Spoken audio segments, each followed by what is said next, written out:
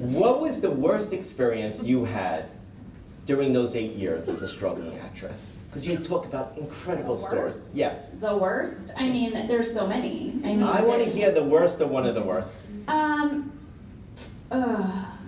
Well, one of my worst experiences I've blogged about, but I didn't write about in the book. One of my worst experiences was very early on. I'd been out in LA for about 2 or 3 years. I was working at a theater company. I was a new member.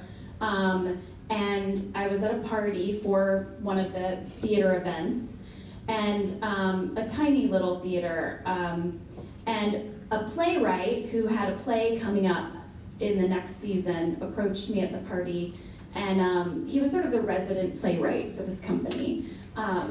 If you want his name, you can check my blog. I called him out, and he said to me, he was like, "Hey, I've been watching your work, and I have a question for you.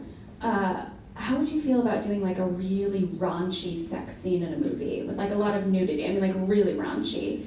And I was taken aback. I was very uncomfortable by the question, and I just sort of tried to, with my Midwestern attitude, say, "Well, you know, I wouldn't really want to do anything I wouldn't be proud to show my parents."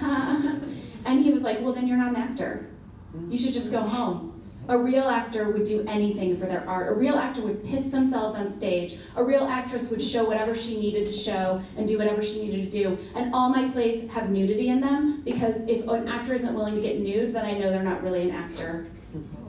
And I was young and shocked and confused and hurt, and this was a theater company that I was hoping to be in their plays, and here was their resident playwright sort of basically telling me I'd blown this mini weird interview that he was giving me at this party, and I couldn't believe it, and I went home and cried, and